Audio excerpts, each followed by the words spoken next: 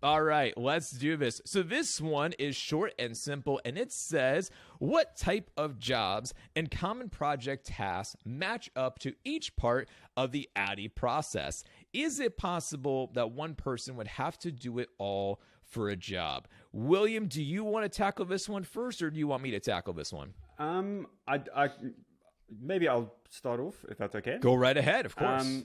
So based on all the people I've spoken with, and all the different industries, I can confirm that instructional design is a very, very broad field, and there are so many different niches and specializations and stuff.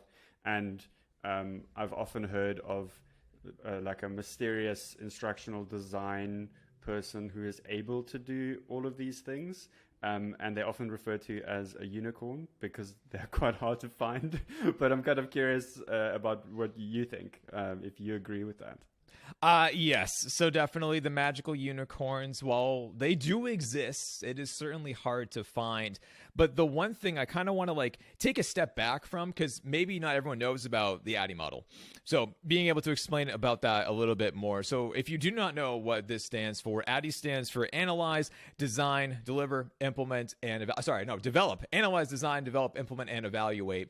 And what this really means, if you think about it from like a common sense perspective, it does make sense that you are first starting with being able to conduct the research to figure out exactly, is this really a problem that's going to be worth solving? What is the purpose of it? What is the overarching end goal? Does it actually make sense to be able to do this? And then you walk through a series of steps to be able to figure out how to design the product, how to be able to build it, to put it together, to launch it, to collect feedback, make sure everyone is trained properly, so on and so forth. It could be literally an entire podcast episode talking about Addie if we really wish to be able to do so. But the thing that I want to be able to clear up, though, and I believe you have the same perspective as well too, William, is that it's not this type of linear process that you complete everything with analysis first and then you move into the next step and then you complete everything. It's like that's not how it works within the real world. It really much so is that you do one thing, you evaluate how that's going, you get feedback, and then you try to be able to then move to the next step, the next, and the next. And it's an ever-evolving, changing type of process. It's not that you're locked in for sure into one thing and you can't move on to the next. Mm-hmm. Is that how you feel about this as well? Yeah, and I think maybe it's this interpretation of the Addie process that gives it so much flack. People think that it's a linear process, so they say, okay, well, let's rather use Agile or something else as a project management framework. But from my experience, the Addie process, I mean, there isn't even like a seminal Addie process. Like every single Addie process is an adaptation of what people think Addie is, So I've gone to like organizations and I've chatted with people, and they'll each describe their own like processes and sub-processes within each of the phases of Addie to meet the conditions or the circumstances that they have. So yeah, 100%. Like, I definitely agree with you there. Exactly, because that's also too when things can get really tricky. So, for instance, let's say, William, that you and I, we both talk about ChatGPT a lot. Let's say that we're creating a course about ChatGPT, and it's going to be out there to essentially train educators, and we're going to be educating them about how to actually use ChatGPT for the classroom. Let's say that we do everything as far as with the analysis, and we're going through, we're conducting all this research, we're finding out all of this information, and then we start moving on into the design phase. Well, then all of a sudden, let's say that ChatGPT releases a brand new version. There's a huge update or something along those lines.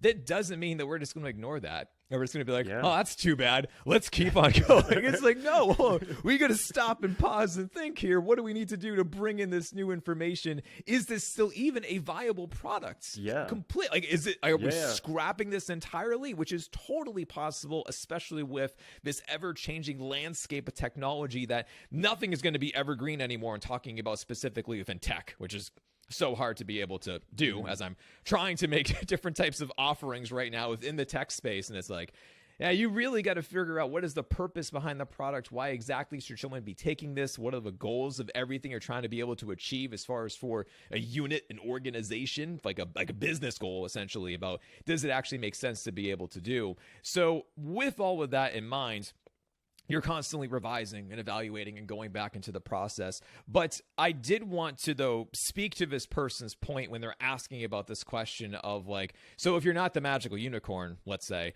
is there actually a job out there where people do, let's say, hire for one stage compared to another? And I can tell you for a fact that that is true. It is a bit unusual, but I have worked at a university before where essentially they had if you took like the beginning of the A and the D stage, that's what their designers did. But then when it came to actually develop and put it into the learning management system that they used at the time, they handed it over to a developer who then built everything, and then that was then handed off into the next line of people, which is going to be the team leads, who essentially would be training the trainer, training the instructors to know how to actually then teach and to facilitate this content. Then it went into a course evaluation team, which would be the E. So there were indeed jobs that lined up to each stage. Yeah. It's not always a common thing, but I have seen it done, so it's possible. But I've even been in an office where the entire instructional design unit was the desks were structured according to the Addie process, which is pretty cool. So they had the people who did the investigation and the analysis and design phase. They were by the door, and then the developers were kind of in the back, and the LMS administrators and the people who did all the technical stuff in the kind of implementation phase, people were in the back, which kind of I felt sorry for the people in the back because the front of the office had a nicer view, but I was just gonna say with a lights dimmer, because that's what always but where developers sit, they're always just put me in the dark, just let me do my work, exactly, hunched over, leave me alone, just let me do my thing.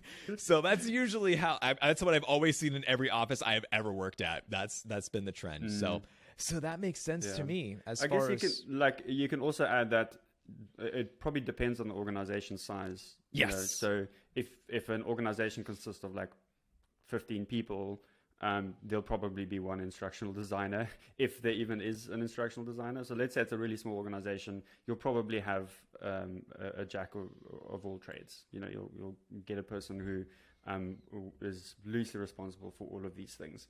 At least that's from my perspective what'll happen. Yeah, absolutely. Because my team right now is a team of we just hired another person, so now we're a team of 6 of us. But I still do everything.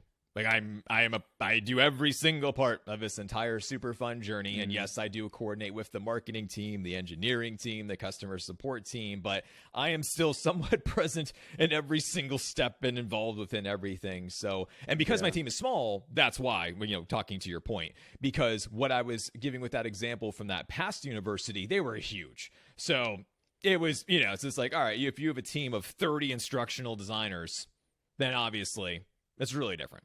Yeah, so, definitely. Yeah. And I mean, in a small team, you probably have people who have strengths, so you'll get someone who's really good at the maybe development side. So you'll probably try to leverage those strengths, and maybe someone else prefers talking to stakeholders and the project management type stuff as well. I mean, it really depends on I think what people like doing and how that process is built in that specific context. Absolutely.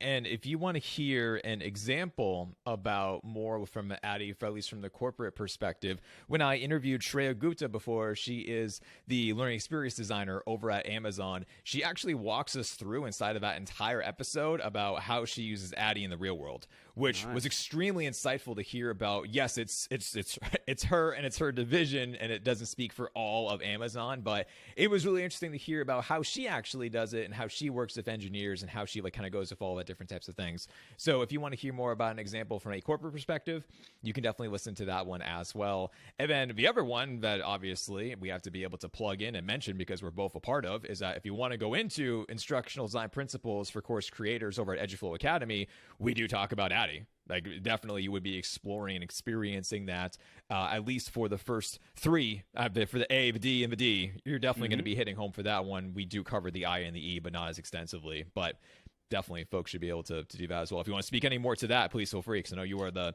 main voice behind that. I'm just one of them. I think the enrollment is going to close soon. So if you're listening to this podcast, you should probably go over to eduflow.com/academy. And then I think the Instructional Design Principles course will be on the first clickable button. And then you can quickly go book your seat before time runs out. Absolutely. A free cohort about the learning nerd world.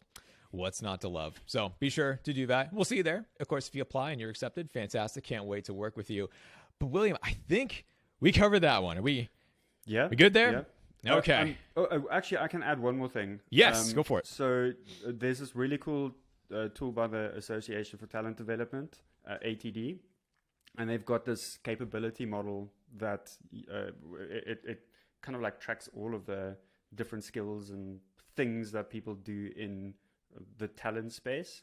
And they even have a little self-assessment. So if you want to see how your skills stack up or how your abilities stack up, against like key competencies in this field, that self-assessment might be a really nice place to start.